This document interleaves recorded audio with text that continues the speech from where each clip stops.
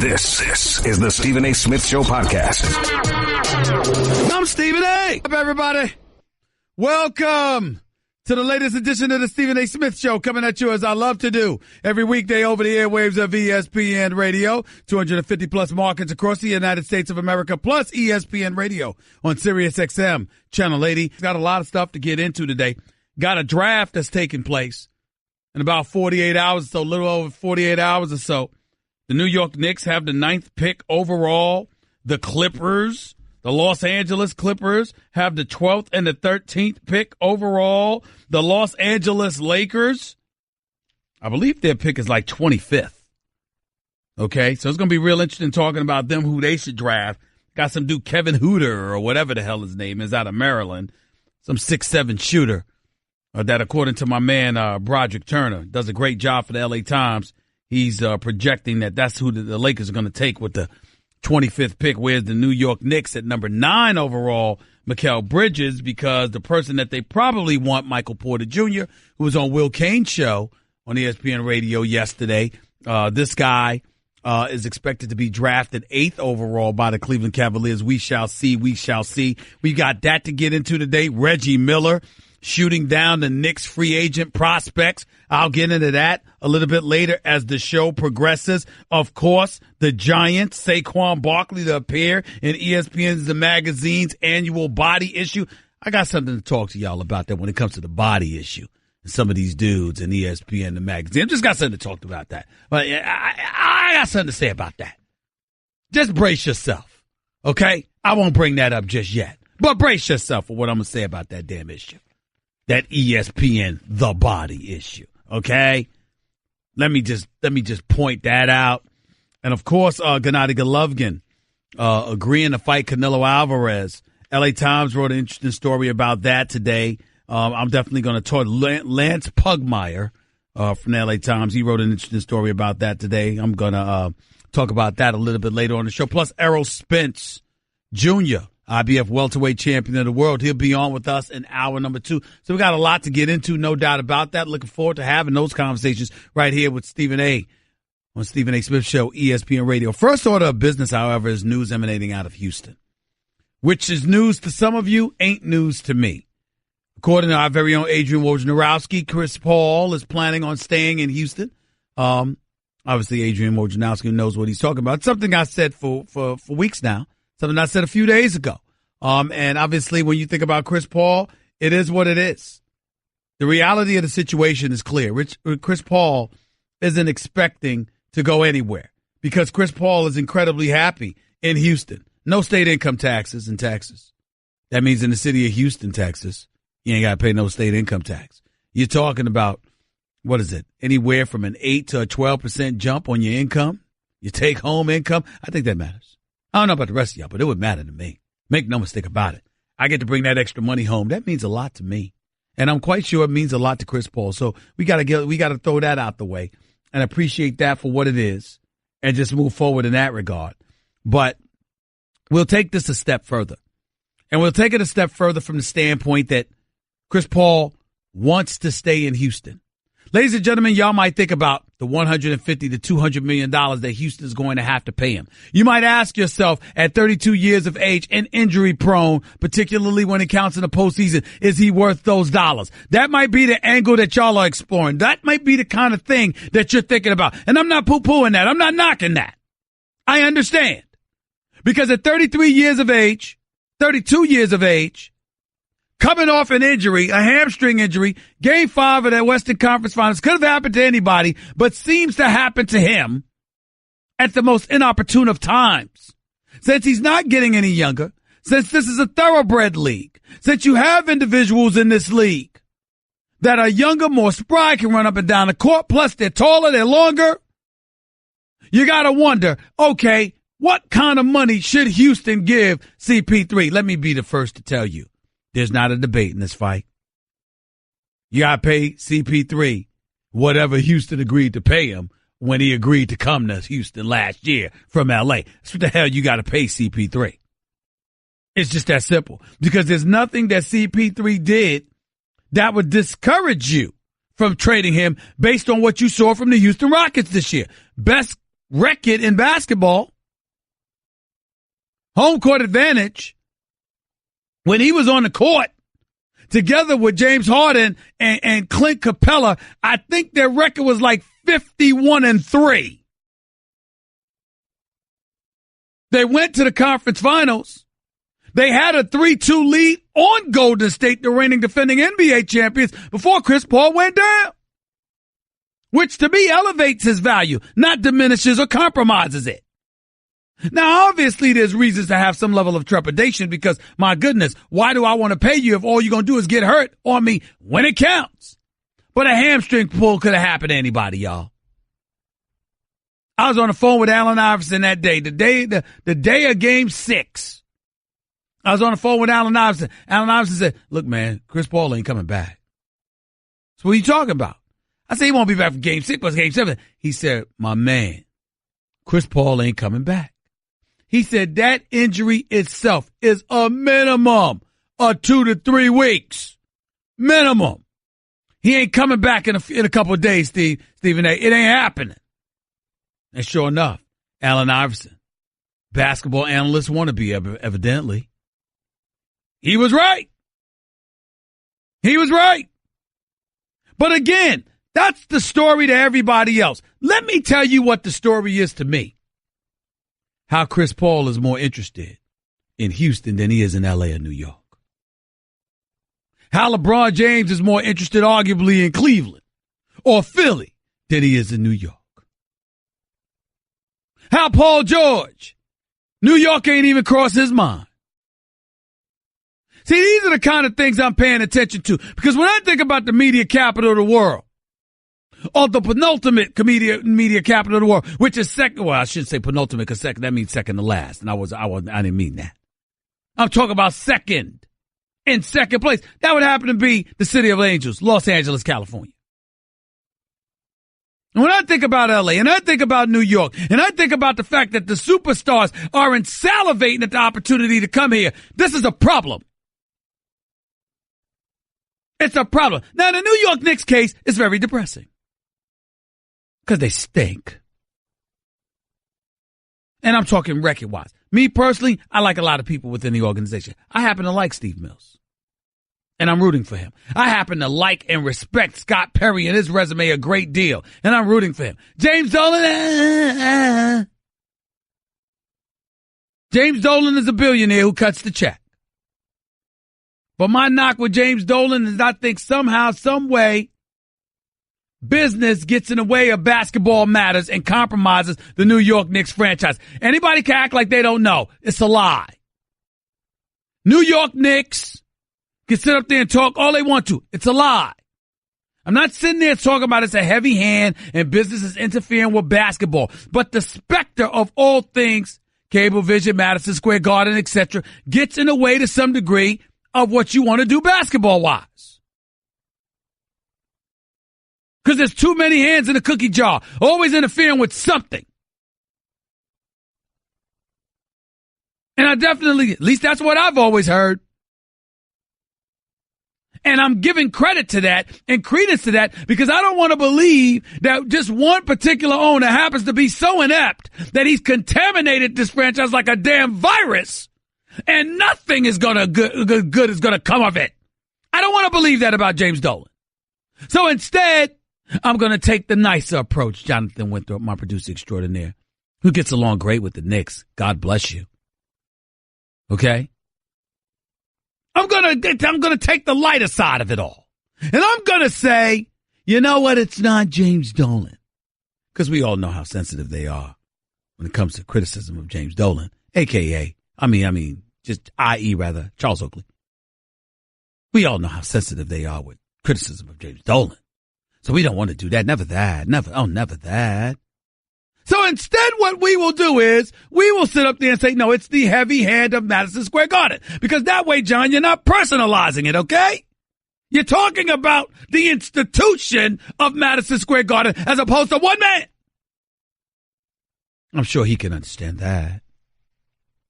That's neither here nor there. The point is that he represents New York. Stinks. The Brooklyn Nets, they ain't relevant past Atlantic Avenue. They're just not. They're just not. The only thing synonymous with the Nets and the Barclays Center is Atlantic Avenue, Junior's Cafe, soul food spot extraordinaire going to the Barclays Center, and traffic. That's it. It's nothing synonymous. There's nothing to write home about going to Brooklyn. So in the media capital of the world, where basketball resonated profoundly, you don't really have a professional basketball team to really lean on and be proud of. Now we go to L.A. Ladies and gentlemen, at least I'm able to look at Steve Ballmer, who's still depressed from losing CP3 from what I understand. At least I'm able to look at him and say, you know something? He brought in Jerry West. You still got Doc Rivers. Still got Doc Rivers. You got Jerry West. You got the 12th and the 13th pick in the draft. You still got DeAndre Jordan. And you can make some moves that can facilitate you getting a couple of dudes. I mean, I find it a bit suspicious that the Clippers have just been flying under the radar. I know Jerry West. He's always up to something. I don't underestimate Jerry West, a basketball savant if ever there was one. A man that I must confess I've come to genuinely like. I mean, I cannot emphasize to y'all enough on a few occasions that I've been fortunate enough to talk to Jerry West just about basketball. It's been an extreme honor. The man is 80 years old. First of all, we all wish we should be looking that good at age 80. I mean, I've gotten to know his son a little bit. Used to work with the Lakers. Now he's in Golden State. I got news for you.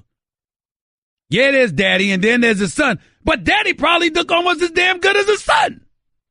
Jerry West is a good-looking man. I mean, I got to admit to you, I hope I look like that when I'm 80.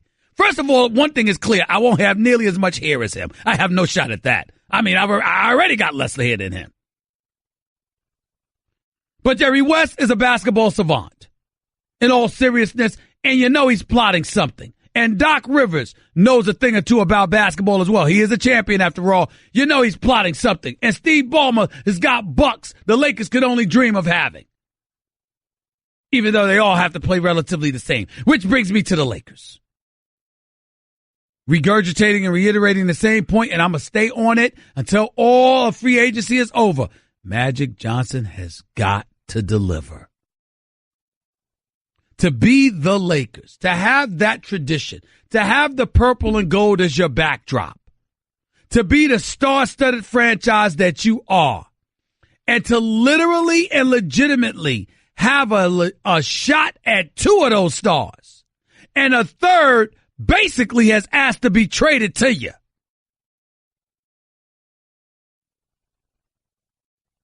Ladies and gentlemen, you can't come up empty. And by the way, as an aside, I apologize. I know that James Dolan and MSG, they sold Cablevision. I apologize for that. Just forgot to mention that. They sold Cablevision. So I shouldn't say Cablevision. But I got to tell you something. You Magic, you got to figure out a way. I mean, and I just want y'all out there who love basketball, who pay attention to history and tradition, who knows the allure of the Lakers, who knows the greatness of Irvin Magic Johnson. Ladies and gentlemen, I just want y'all, especially folks in LA, I just want y'all to think about this for a second. Because this is very, very important. I want you to take a deep breath. I want you to take a sip of some natural spring water. And I want you to close your eyes and think about this. We are talking about the Lakers. Laker Nation. That purple and gold. 16 championship banners hanging from the rafters. Statues all outside of the Staples Center. Jerry West and Shaq. Kobe's going to be next. And Kareem, Magic. Even Oscar De La Hoya has a statue out there. Chick Hearn, the famed announcer for the Lakers, got a statue out there. I don't know if there's any room for the damn statues they could put out there. This is star-studded stuff. These are the Lakers. And it's a free agent summer. And you haven't made the playoffs in 5 years. and Irvin Magic Johnson had $70 million in cap space, enough to bring on board 2 max players, while at the same time you got the sunshine and the palm trees and everything from L.A. Live to Venice Beach to Melrose to La Brea, Wilshire, Rodeo Drive. I mean, they got it all. And you come up with nothing. Can you imagine how that's going to look? Because you know what everybody's thinking, right? See, if this were Jim Buss, we'd expect nothing. Other than to find him in Hooters, we'd expect nothing. We wouldn't expect anything from Jim Buss. But if we look at the Lakers and you hear the name Irvin Magic Johnson, and he's the one that makes the decision and he makes the call, and he's the one with the license to go out there and recruit, and he comes back with nothing. Do y'all understand the magnitude of that? Do you understand how that would demoralize Laker Nation? I gotta admit to you, I'm scared. I'm scared if that happened.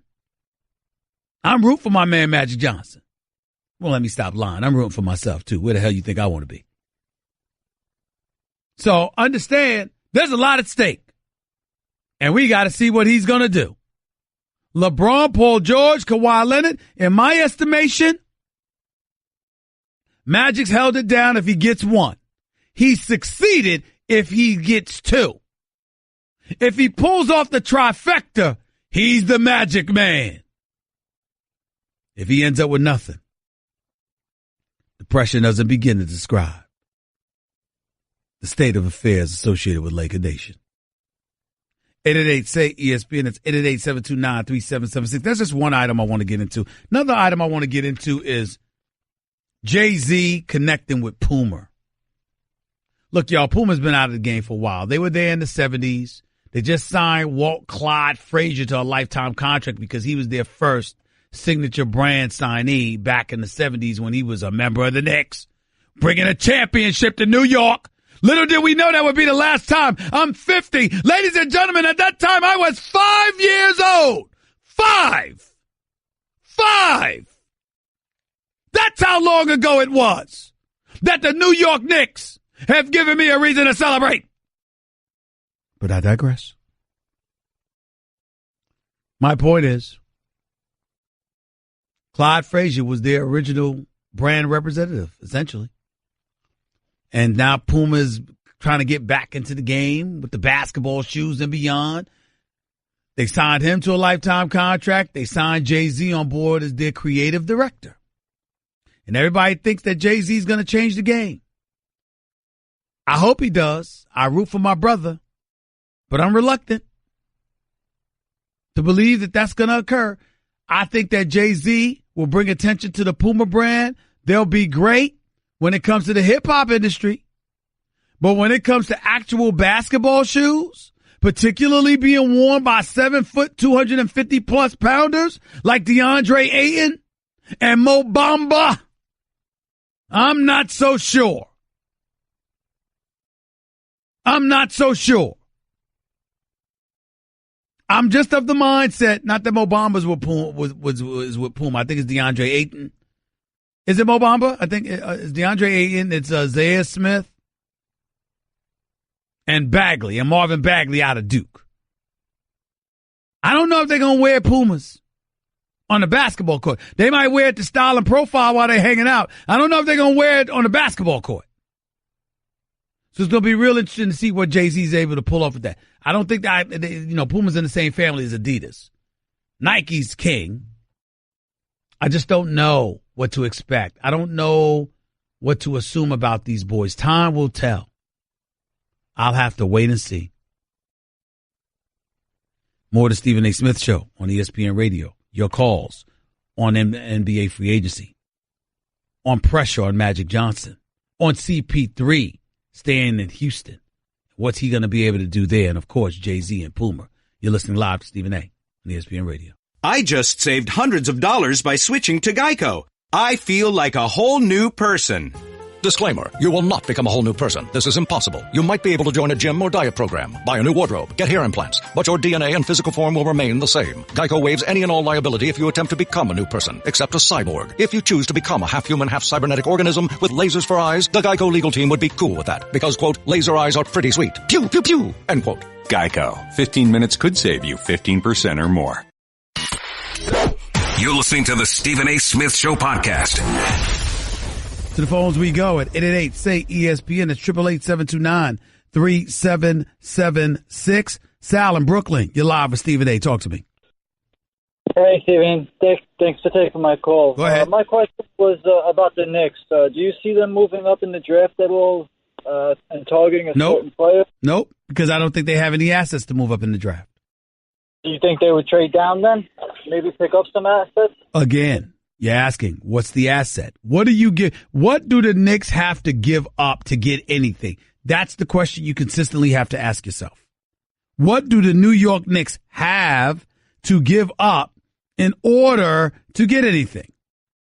When you can answer that question, I mean, look, Enes Kanter?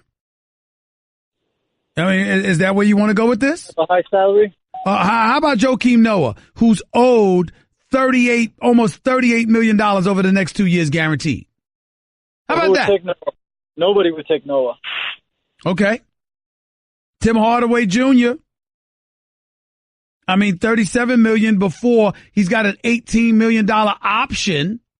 All right. In the last year of his deal, which is more than 2 years from now. What you got? They don't have much. I was just asking to maybe take that number 9 pick and maybe get. Let me tell you what the Knicks' only hope is right now. They better hope and pray Kristaps Porzingis comes back healthy at some point next season. So the summer of 2019, you're able to look at him and say, look at who we have for you to play with, to a marquee free agent out there. That's the New York Knicks' hope right now. And they got to draft well. I mean, right now, this guy, Michael Bridges, all right, that they're talking about grabbing. I mean, you know, he's a possibility. You got to hope that whatever young pick that you grab onto, that they have some promise and they show some promise. Because if you don't have that going for you, what do you have? Kid out of Villanova, he can play. He can play. Trae Young, how long do you give him? A couple of years before the comparison? Me personally, if I'm the New York Knicks, I take this kid Sexton out of Alabama or Trae Young. I think Trae Young has the potential to listen, is he going to be another Steph Curry? I'm not going to go that far. But I do think that he has the potential. He truly, truly has the potential to light up the Garden because he can shoot long range. And he's a constant threat in that regard. And I think that helps them. And he's a box office attraction. You average 28 in college basketball. I can't ignore that. I got to give you credit where credit is due in that regard. But there were times where I looked at him and I said, he's not that great yet.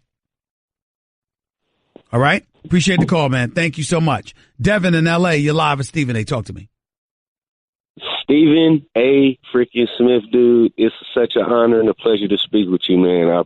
It's an honor, man. Thank you. No, thank you, brother. I swear I appreciate you. It's such an honor. 3 quick names I want to mention to you. Okay. Dr. Jerry West, and the man who lured LeBron out of Cleveland the first time, Pat Riley. Okay. All 3 of those men, Magic Johnson, he learned from the best, man. And I think if anybody could do it, the Magic Man can. So do I. Setting up perfect for L.A. So do I. We couldn't even get an interview or a meeting with none of these boys 2-3 years ago. We couldn't even get a meeting. So it's a pleasure and an honor for us to even be in the conversation. Well, it's not right there. You're right. But you know and I know that ain't going to be enough when it comes to Magic Johnson. The expectations are much, much higher. I understand, but back then now we have pieces. You know what I'm saying? We have a future. It's the proof's in the pudding. If we even get mentioned in guys even looking at the Lakers. I remember we couldn't even get a look from none of these boys, and I think he can land Paul George and LeBron in free agency. In all sincerity, I don't think we'll get Kawhi. If we do get him, it's going to be through some type of trade. I just can't see any other team renting him, man. So right now, you think that LeBron and Paul George are coming to L.A.? No doubt, man. You know how they did it in Miami. Let me ask you this question, Devin. What if it doesn't happen? How you going to feel?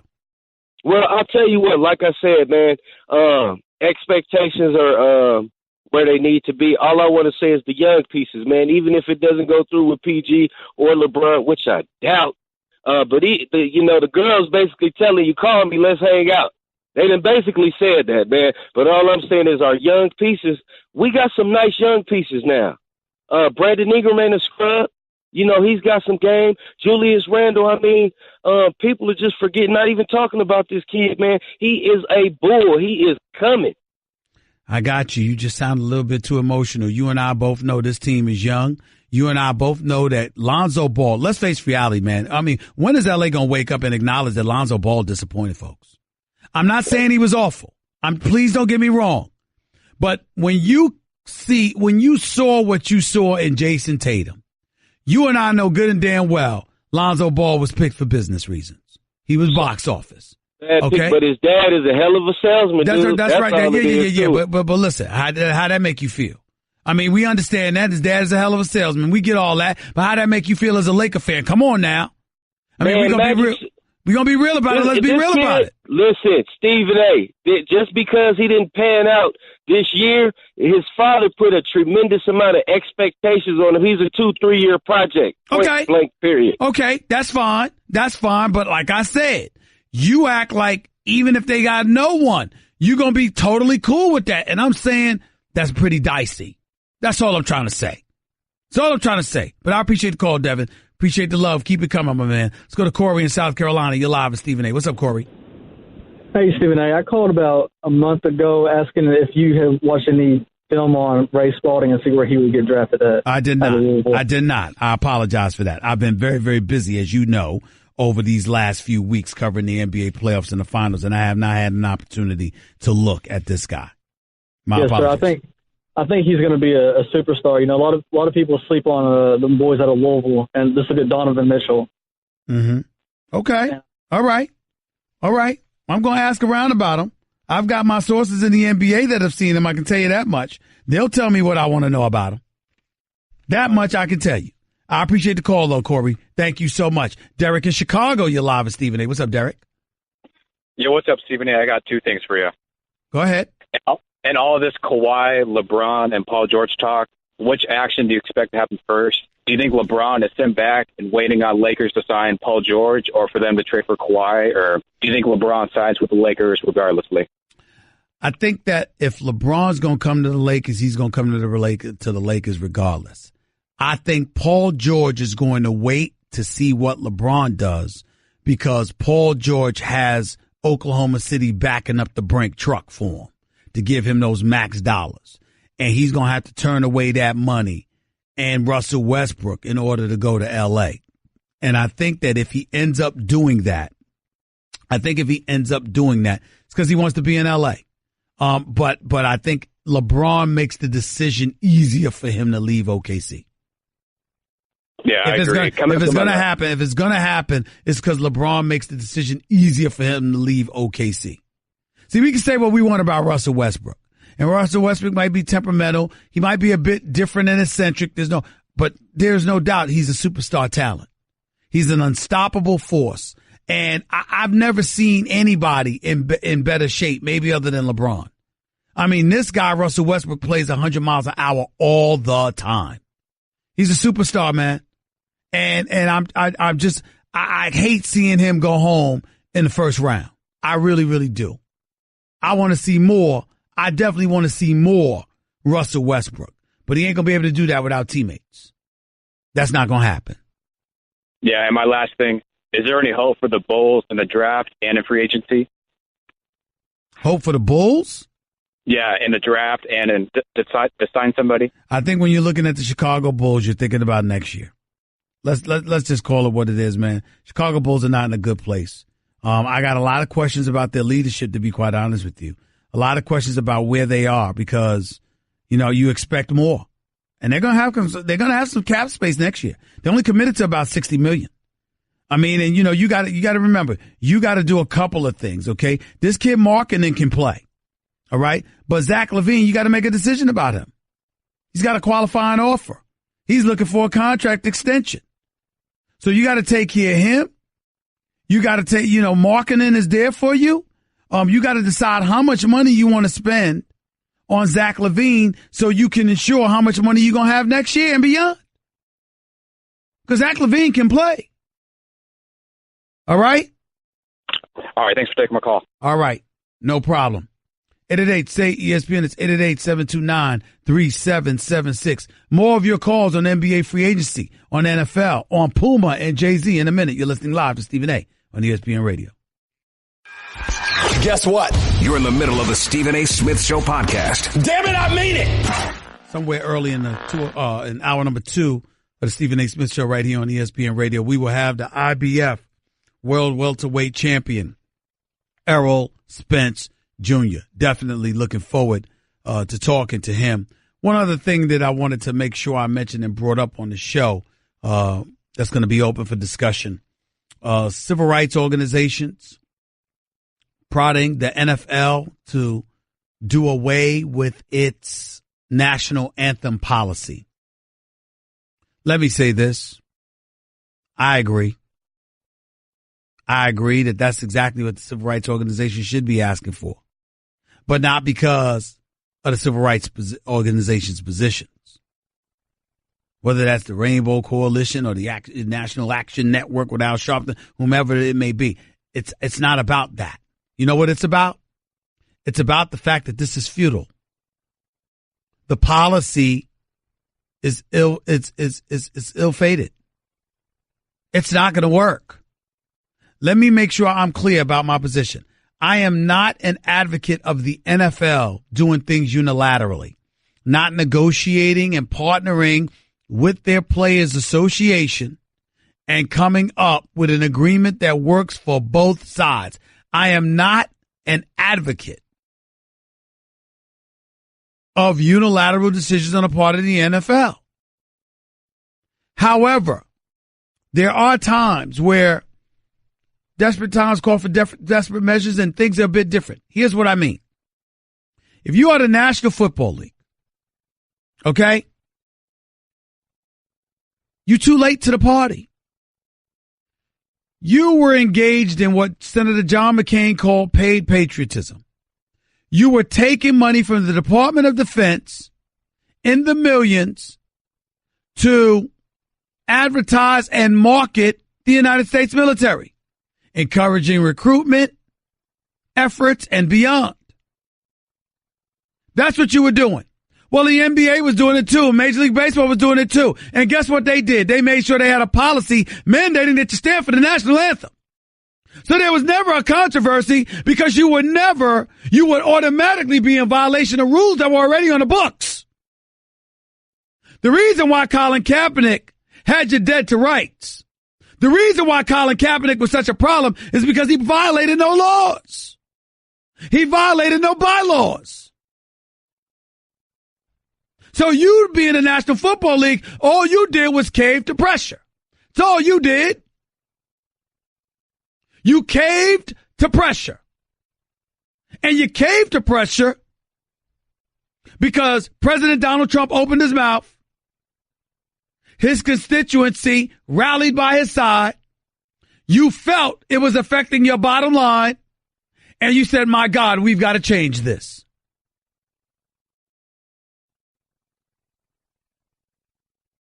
Now, keep in mind, some of those big proponents on behalf of change and supporting Donald Trump's position, Jerry Jones, Dallas, McNair, Houston. That's Texas, ain't it? In the South. I'm just asking.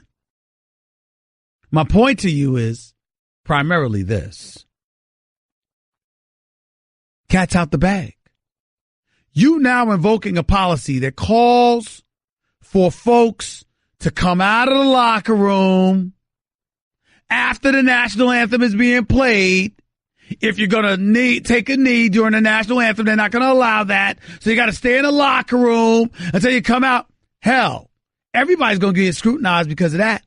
Players, coaches, administrative officials, personnel. Ladies and gentlemen, do you realize that if I went to a game at MetLife Stadium, or at the LA Coliseum, and y'all saw even me, Stephen A. Smith, coming out of the locker room after the national anthem is being played, do you realize, you know how many idiot bloggers are out here desperate for clicks?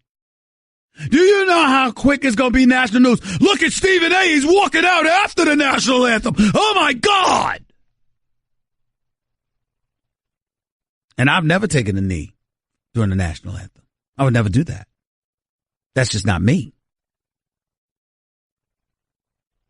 Because I think about our servicemen and women and how they would interpret such a thing. And sometimes it's not about the reality. It's about the perception. And I would pay attention to that perception, and I would find a bigger, more salient way to make my point. That would be me. Because when I shoot at something or someone, figuratively speaking, of course, I want to hit my target. I don't want to hit a different target. I want to hit the target I'm aiming for. Colin Kaepernick was aiming for society. He hit the NFL. If I'm aiming for society, I'm going to do something to hit society. That's what I'm saying. Anybody, if I came out of a locker room after the national anthem was being played, Nuno, Jonathan, if I came out of the locker room after the national anthem was being played, how much you want to make a bet within hours? Stephen A. came out of the locker room after the national anthem, and I'm just a media person. Oh, please. This is done. NFL done messed up. They need to eradicate the policy altogether. Get back to the table with the Players Association and come up with a joint decision. Hour number 2 with Errol Spence Jr. up next. That's just a sample of what you'll hear on the Stephen A. Smith Show. Weekdays at 1 p.m. Eastern on ESPN Radio and the ESPN app. This is the Stephen A. Smith Show podcast. I'm Stephen A. Welcome back. Hour number 2 of the Stephen A. Smith Show here with you over the airwaves of ESPN Radio. And, of course, ESPN Radio on Sirius XM, Channel 80. Number to call up, as always, is 888-729-3776. That's 888-SAY-ESPN. Let me continue on the NFL with a discussion that's been on my mind. You know, I watched Tom Brady talk to Oprah Winfrey. And, you know, for me, here's my problem. And I'm going to break this down in simpler terms so everybody can understand it. You know, I do First Take every morning. First Take ESPN. Myself, Max Kellerman, Molly Kiram. It's on ESPN from 10 a.m. to noon Eastern, 7 a.m. to 9 a.m. Pacific. And, you know, my position is clear. I think Tom Brady's getting a pass. See, when we think about Jimmy Garoppolo being traded away, from New England to San Francisco, positioned to get a $137.5 million contract over 5 years. When we look at him do that, we think Bill Belichick. We think the smart genius that is Bill Belichick giving away Jimmy Garoppolo for just a second-round pick. Oh, my God, look at what he had to do because, you know what, his hand was forced because, you know what, Bob Kraft, the owner, made Bill Belichick trade Garoppolo because, my God, he wants all his faith placed in Tom Brady. That's what everybody is quick to say. Ladies and gentlemen, I feel a little differently. The more I listen to Tom Brady talk, the more I see him as somebody who's stabbing Bill Belichick in the back or in the chest, whatever way you want to call it. He's clearly not on the same page with Bill Belichick the way that he used to be. Tom Brady used to be all about football. Now he's about TB12. Now he's about his conditioning, his being an author, building a career beyond football. No crime against that, ladies and gentlemen. It's no crime. He's Tom Brady, damn it. Supermodel wife, good looks, great wardrobe, rocks the Tom Ford Blazers better than me. I don't say that about many people, but I give that up to him. Tom Brady's the man. But that does not mean that he should be absolved from what we have witnessed. I have dates here. Let's go down the list. May 15th, 2017.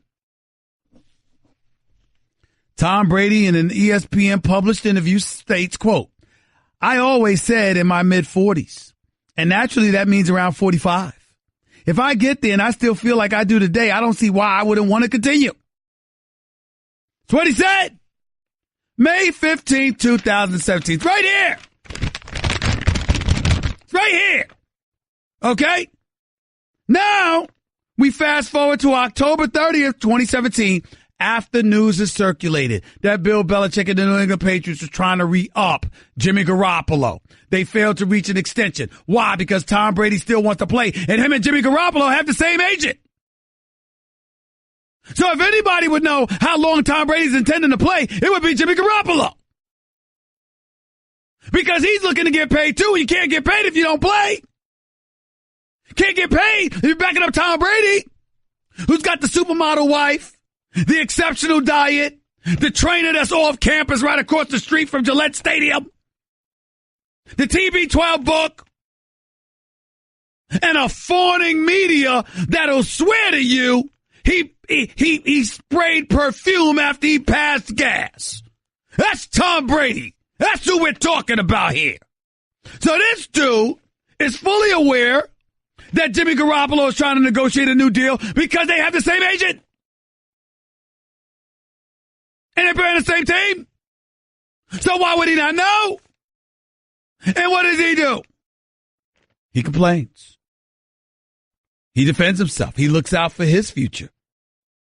Okay? Because I know I got a supermodel wife, but damn it, her millions ain't my millions. I mean, they are, but they're not. But they are.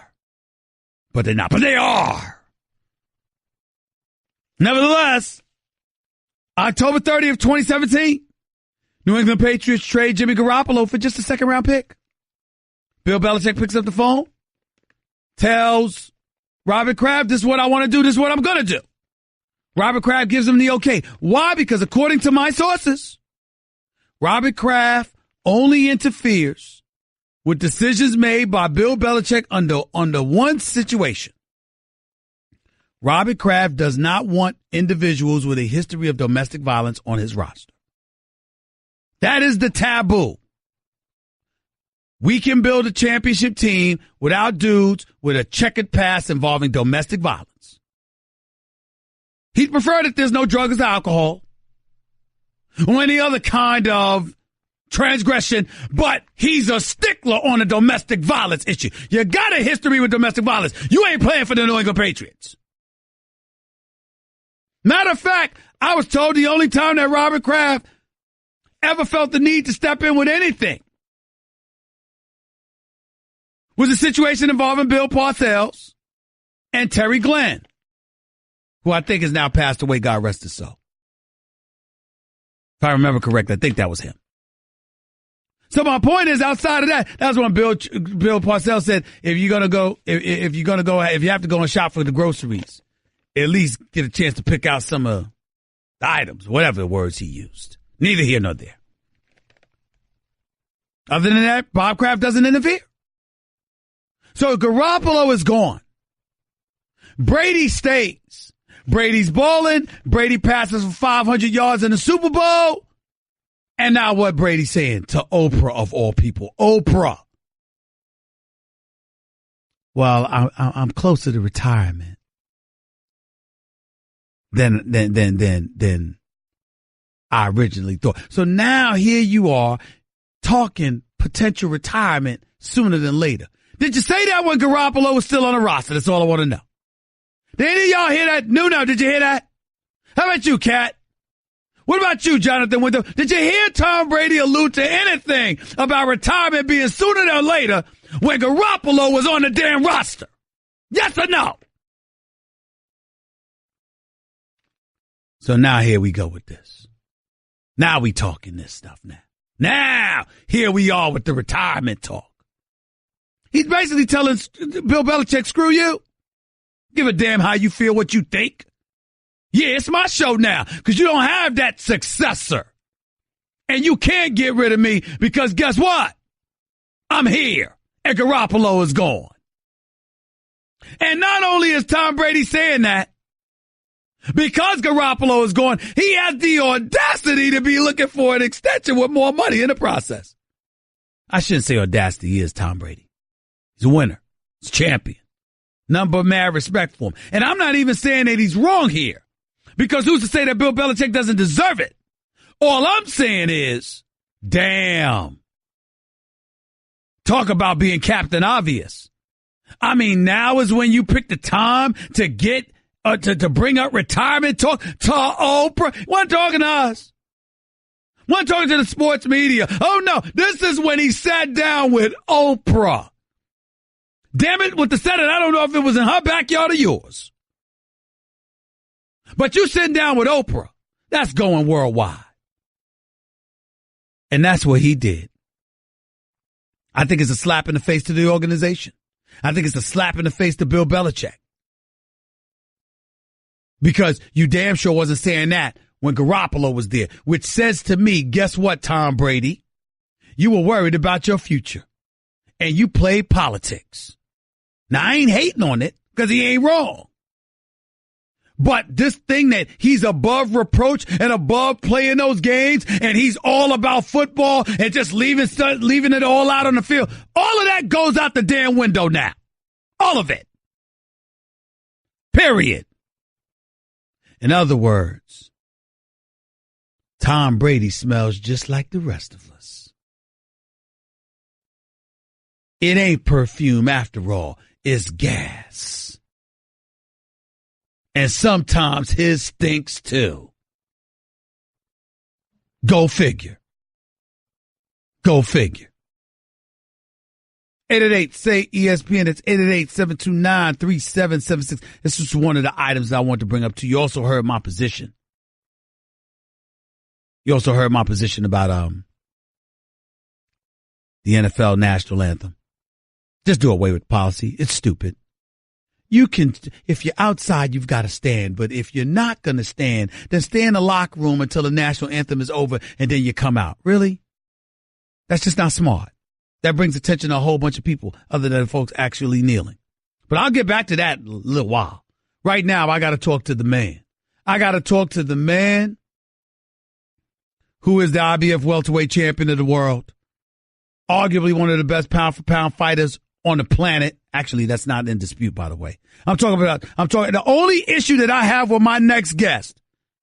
He doesn't realize this. I usually don't allow Cowboy fans on my show. But I'm going to make an exception for greatness. And that's Errol Spence Jr., who's on the line with me right now. What's going on, Big Tom? How are you doing, man?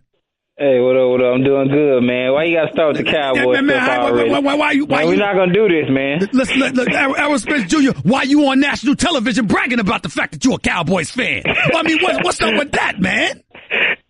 Man, that's America's team, man. Have some respect. I mean, all I'm saying is this, man. You are a champion. You are a champion. You are one of the great ones. And your idol, the franchise that you idolize hasn't won a championship in 22 years and counting? What's going on? By the way, Errol, before I even go any further, how old are you? 28. 28. Oh, I was getting ready to say, you better not have been 21. I would have said that you ain't even alive when last time they won, but you at least, all right, you were a young kid. I got you. But listen, let me talk to you about your career right now because I'm pretty impressed with what I see. I, like you, was very disappointed in your fight Saturday night. I expected Ocampo to get up and try to fight, but that wasn't what ended up happening. Talk to me about that fight and how disappointed you ended up feeling. I was kind of disappointed just from the fans' point of view. You know, I wanted to show them a little bit more. But at the same time, you know, that was like a Mike Tyson, you know, type fight. You know, like they say, like a lot of older people walking the tours, like, man, it reminded me back in the Mike Tyson era when, you know, you get the popcorn out the microwave, you come back and the fight's over with. So, you know, that was kind of good in a sense. And, you know, that's what people want to see. People want to see knockouts. People want to see, you know, great performance and people get hurt, you know, sad to say.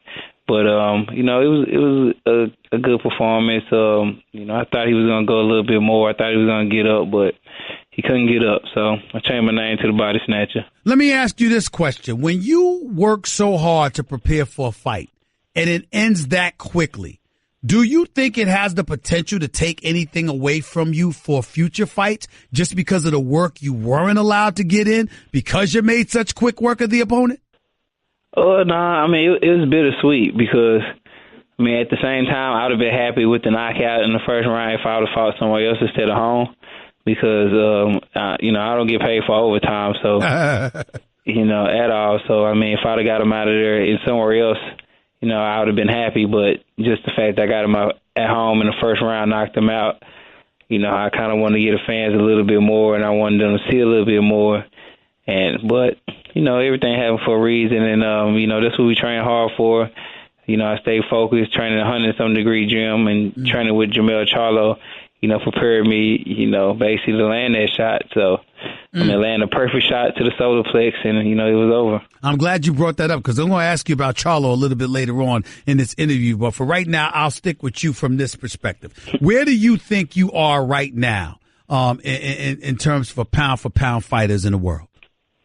I'm definitely in the top 5, maybe top 3. I feel like, just my whole, performances throughout my whole career being 24-0 with 21 knockouts, and as my opposition rises, I'm still catching bodies. So, I definitely feel like, I'm top 3 pound for pound.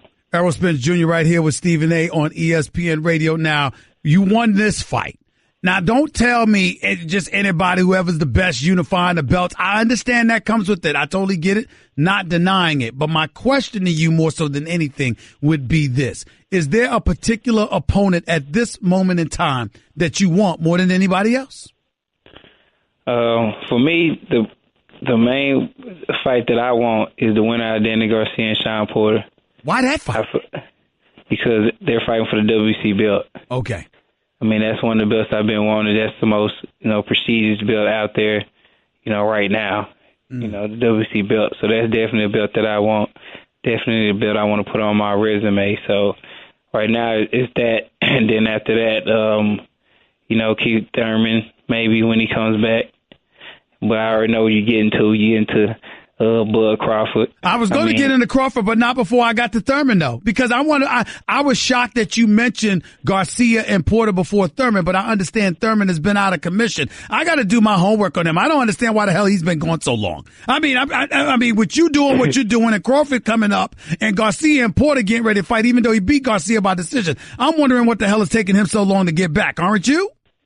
Yeah, I mean, he said he injured, so-called injured. I don't know. I just feel like he need to come back because he's fading in the background. I mean, before they were saying Errol Spence versus Keith Thurman was a super fight, and now, basically Terrence Crawford taking his spot. So, but as soon as he come back and then get a great knockout or have a great performance, people will put him back, in the lineup. So, a lot of people, live for the moment, so. As soon as he do something good and have a great performance, he'll be back there and they'll say, we want to see Errol Spence, Terrence Crawford, and Keith Thurman fight. Now, here you are bringing up Terrence Crawford before I did. All right, so let's go there right now. You saw his fight last week against Jeff Horn. What were your thoughts? I thought he did what he's supposed to do. I even said it, a week before his fight on Twitter. I say, I got Terrence Crawford stopping him. I've never been impressed with Jeff Horn. And, just with Terrence Crawford's skill set and his ability in the ring and, me seeing him as as another great fighter, I feel like he did what he was supposed to do in dismantling Jeff Horn and stopping him. All right. With that being said, what do you make of the fact that he came from 140 to 147? I was surprised from the standpoint that he was able to carry that power with him. I knew he'd have the speed. I didn't expect that he had the power. Maybe I misjudged Jeff Horn because of the Pacquiao win, but I'm looking at it from the standpoint that I look at somebody like Terrence Crawford, and I expected him to be perceived as too small for you, not strong enough for somebody like you. But if he's hurting welterweights, legitimate welterweights, maybe I should have a question mark about that, Errol Spence. Your thoughts? He moved up well. Fighting Jeff Horn, I don't feel like. Jeff Horn tries to be a physical fighter, but I don't feel like Jeff Horn is that strong. I feel like I probably would have stopped Jeff Horn way earlier than that. So, he did what he's supposed to do. Congrats to him. He's very skilled. I got to see him again against another welterweight, but, that fight is definitely going to happen. No, we're talking to we're talking to Errol Spence Jr., IBF welterweight champion of the world, right here with Stephen A. on ESPN Radio. I was getting ready to say Crawford because Crawford said he wants anybody, including you, now. You brought up Garcia and Sean Porter before then. If there was somehow some way to make a fight against Crawford beforehand, would you do that, or is it automatic that Garcia-Porter winner is next? If it's some fight, it's some way to make that fight happen, some way. We got to get past the politics. We got to get past, him on ESPN, I'm on Showtime. Right. Everything that it's a lot that stops that fight. Hold on, Errol Spence, you want some help? Do you need me to talk to the honchos? You want some help? Is that what's getting in the way? You and Crawford, is politics on that level? Do I need to make some calls or have some conversations for you? Yeah, you got to make a few calls, a few text messages, man, to make that fight happen. Here's my problem, Errol Spence. Listen, man, I've loved Crawford at 140. I love you at 147. I've been on the record. I said before, you'll beat them all. I think you'd beat Thurman. I think you'd beat Garcia. I think you'd beat Porter. I think you'd beat them all. My thing is this. You and Crawford, in terms of your boxing ability, listen, I'd give you the edge because you bigger and stronger than natural 147. But in terms of just overall boxing skills, I think y'all are pretty close. What do you say to that? Yeah. Overall boxing skills, we are pretty close. I feel like, I do have a great skill set, and that's what a lot of people, kind of overshadow because of my size and, my size. They say, oh, he's a big welterweight. That's why he beat Terrence Crawford. I don't have a skill set. So, that plays a big factor too. A lot of people talking about, skills versus size. Skills always wins. Okay, what happens when you fight a bigger guy with the same skill set you have, who wins then? So, I feel like I hold all the advantages in that standpoint. I got to admit, Errol, I look at you and you're rock solid and you are bigger than, you get into the ring and you just look naturally stronger than practically everybody you fight. You got to concede that. I wouldn't say that so much with Kell Brook, but you beat him up. You beat him up pretty bad after he had gotten beat up in terms of his eye by Triple G, but you beat him up pretty bad. But for the most part, when I've watched you against fighters, you do look like the bigger, stronger fighter. Even when they all in your weight division, same size, obviously, you look a little bit bigger and stronger. I am. I feel like I'm the stronger guy. I've always been like that. Even in the amateurs, when I was fighting at 152, I was usually, the bigger. Even if I wasn't bigger, I was stronger than a lot of these guys. The guys I spar now, the head dude that I spar, he fights at 170, 175. And when I spar him, he weighed around 190. He's 8-0. He's a pro. Right. And I always got to spar bigger guys because I spar smaller guys. They can't take, the punishment that I dish out. But why do you subject yourself to that punishment from those bigger dudes? What the hell are you thinking about? Why are you doing that to yourself? Why? Nah, I'm usually not taking that much punishment. I'm giving the punishment out. Okay. I got you. I understand. Listen, before I let you get on out of here, a couple of more things. This kid, Charlo, talk to me about him. The kid, him and his brother look special. Talk to me about Charlo. Talk to me about him. What are your thoughts? I've been knowing them since they're from Houston. I'm from Dallas. I've been knowing them since amateurs. Basically, grew up in the amateurs together, and they can fight. Jamel, he trained by my coach, and we basically have our training camps together. And I know his skill set firsthand. And Jamal, he's just, dude, at 160, he's a monster. His skill set is unlimited. He can box, he can move, he can punch, and they both have great jabs. So now I see Jamel dominating the 154-pound division. I see Jamal dominating the 160-pound division. And, like I said, they've been putting people out, been putting people to sleep. Yeah, but why would you train with Jamel and giving him some insight into you? You at 147. You ain't that far away from him. You could be giving him tips where he could possibly take you out down the line because you're showing him a little bit of something. Wouldn't you say? Nah, it's enough people. It's enough boxers out there. We don't have to fight each other. I don't see why, I would have to fight Jamel. So I don't think we'll ever fight each other. I don't think we'll ever need to fight each other because I'll be at 147 for a while. For me to clean out the whole 147 division, it's probably going to take about 2 years. And, for him to clean out 154, probably take him a while, too, and then he'll move up to 160. So, all right. Then I'll come up to 154. Let me ask you this question. Jamal at 160, right? You think he's going to be a monster in that division, correct? Is that what you said? Jamal would beat Triple G at 160. He'll beat Canelo at 160. I was getting ready to ask you, are you saying that man is going to beat Triple G and Canelo Alvarez? I guarantee you Triple G won't fight Jamal Charlo. He won't fight him? I'd be surprised if he take that fight. Really? And you're saying, listen, damn it, you're saying if it happened that Jamal Charlo would beat Triple G and Canelo Alvarez. I'm quoting you here, Errol Spence Jr. I'm quoting you. If I have Jamal Charlo would beat Triple G and Canelo Alvarez. Oh, I'm going to quote you on that. I'm willing to bet on that, I'm going to quote you on that. I'll be looking for you. Before I let you. I'll bet you. But I ain't going to bet because I got to watch Jamal. You got me thinking. You got me intrigued about Jamal. I got to watch before I make that bet. I ain't trying to lose any money. You making more money than me, man. I'm not betting you unless I know I'm going to win. I'm just not going to do it.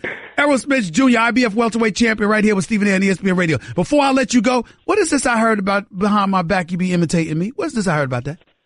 Oh, yeah, man. I do a little imitation of you. You do a little imitation to me? I don't usually allow this, Errol Spence Jr., but go ahead. I want to see whether you can imitate me or not. Man, don't put me on the spot, man. I'm putting you on the spot, man. You imitate me behind my back?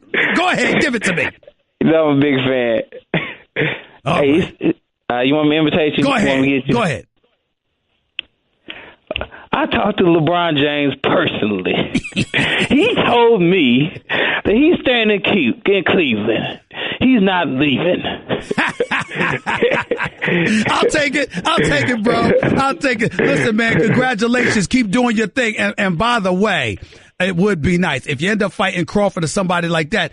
The $1 billion playpen, Jerry World. I mean, you got a home court advantage, so I don't know if that would be great, but I'd love to see you fight in front of 90,000 people. I'm just saying. Oh, yeah, it definitely could. All right, my man. Congratulations, man. We'll talk soon. Appreciate that. Take it easy. The one and only Errol Spence Jr., the IBF welterweight champion of the world, looking to unify the belts. Terrence Crawford he's looking to do that as well. Of course, Danny Garcia and Shane Porter going to do something. Keith Thurman, where the hell are you? Where are you? I mean, I know you're hurt, but damn.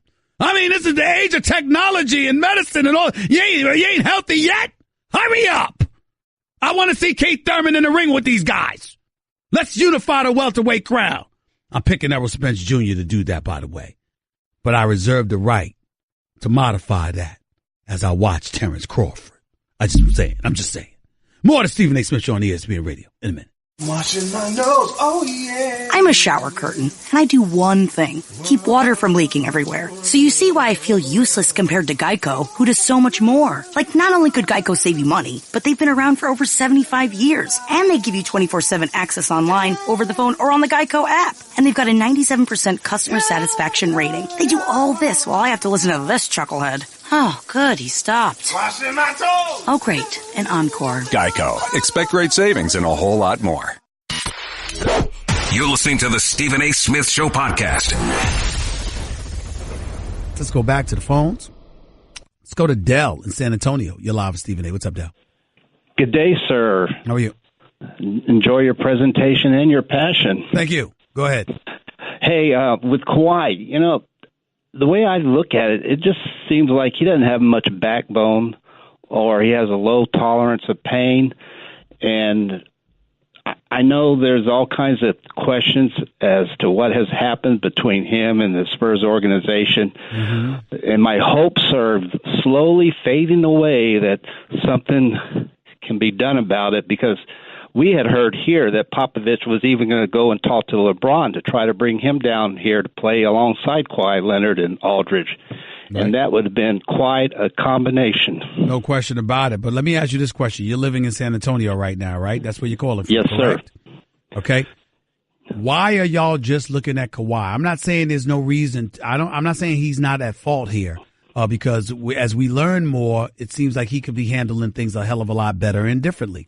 But why isn't it a situation where you guys are looking at the San Antonio Spurs and asking yourself how that organization handled Kawhi? Could it be that y'all were spoiled by Tim Duncan And because of that, and he was a superstar that allowed the Spurs to be the Spurs lock, stock, and barrel, that any modification in approach was something that they were averse to. And as a result, that's what turned Kawhi Leonard off. Is that possible? Does anybody like that think like that in San Antonio? That is possible because we had David Robinson, and then David Robinson on to Tim Duncan, and then we had Kawhi, and we figured that the succession would just keep on going the way it did. Mm-hmm. And there's definitely things out there that do point to maybe Popovich and Buford or whatever did not handle the things going on with Kawhi the way they should have. Okay. All right. I appreciate the call. Thank you so much. Let's go to Dave in New York. You're live with Stephen A. What's up, Dave? Hey, what's up, Steven? I'm good. Hey, check it out, man. As far as the Cavs, I want to speak about the Spurs too, but as far as the Cavs, man, I think that they're gonna trade that ace pick to the Spurs, ship Kevin Love out, and you do a sign and trade with the guy number one for the Cavs. I forgot his name from Duke. You know what I mean? And draft Colin Sexton and send the 3 package over there. That's a little bit, you all over the place right now. I do like the idea of trading a pick and Kevin Love to San Antonio for Kawhi. San Antonio, one might wonder that San Antonio might consider something like that. I doubt it, but it's possible. I'm not done though. It's a little more interesting, but they can get Patty Mills and Kawhi Leonard with that. And as far as, everybody keeps skipping over David Robinson, the Admiral. He set the culture there, him and George Gervin. So, I mean, when they mentioned What are you talking about? What are you talking about? They put the coach in there. What does that have to do with anything? They're talking about the way that Kawhi Leonard should conduct himself. Yeah, but what I'm saying is Tim Duncan, it's not that nobody recognizes that David Robinson came before Tim Duncan, but David Robinson was gone by 1997, 1998 or so. Actually, 99. We're talking Tim Duncan's been there the last 18, 19 years. Oh, you're talking more recent. No, take it easy, bro. Take it easy. Have a good day. Gotta go. Mike in the Bronx, you're live with Stephen A. What's up? Mike in the Bronx, you're live with Stephen A. Go ahead, buddy. Yes, there you go, Stephen. I can hear you now. Go ahead, man. What's the deal? All right. Listen, I got to confirm what Errol Spence actually said. Okay. Listen, Jamal Charlo is that dude. And at 160. At 160. Yes. Okay, go ahead. Yes, and you'd have thought I was crazy if I had said it first. But I'm telling you, he's that dude. I'll tell you one more guy. Jamie Munguia, who beat the local kid, Saddam Ali. He's 29-0 and with 25 KOs. He's a ringer. You got to watch him. Now who's this kid? Jamie Munguia. Munguia. Which division? Oh, middleweight. He just beat Saddam Ali. Okay. Yeah, Saddam Ali never moved me, though. But I know. Munguia and Charlo, you're telling me, are the two dudes in the middleweight division. You better believe it. All right. And yes. You're saying that both of them would beat Triple G? No. I didn't say Munguia. I'm saying Charlo is definitely that dude that would beat Triple G and Canelo. Question. And Canelo. No question. All right. Now, let me ask you this. What if Canelo doesn't fight at 160? What if he just came up to 160 to fight Triple G, but he goes down to 154 to fight the other Charlo? Other Charlo is nice, too. I really think Jamal is nicer. I think Jamel, and that's a pick 'em fight right there, Stephen. Wow. Listen, I know the Charlos, they are impressive, no doubt about it, but I ain't hear anybody say they'd beat both Triple G. And now, needless to say, Daniel Jacobs ain't even a part of the equation then. He ain't even part of the equation. Only because, I like Daniel Jacobs, man. Okay. He's a great guy. He can hit, but his chin is a bit suspect. Well, he only got knocked out once, and that was after he lost his grandma and wasn't focused. It's the only time he got knocked out. Yeah, but I want to tell you, though. And then they found out he had cancer. No. I understand all of that. Okay. And that's a factor. Okay. I just want to tell you, those two guys I just mentioned, they're beasts, and they are coming. I'm telling you. Okay. All right, Mike. I appreciate it. The Charlo brothers. The Charlos. Ooh. It's getting tight. Getting tight. Guess what? You're in the middle of the Stephen A. Smith Show podcast. Damn it, I mean it. Back to the phones we go before we get on out of here. The Stephen A. Smith Show, ESPN Radio. Let's go to Matthew in Dallas. You're live with Stephen A. Talk to me, Matthew. Hey, man.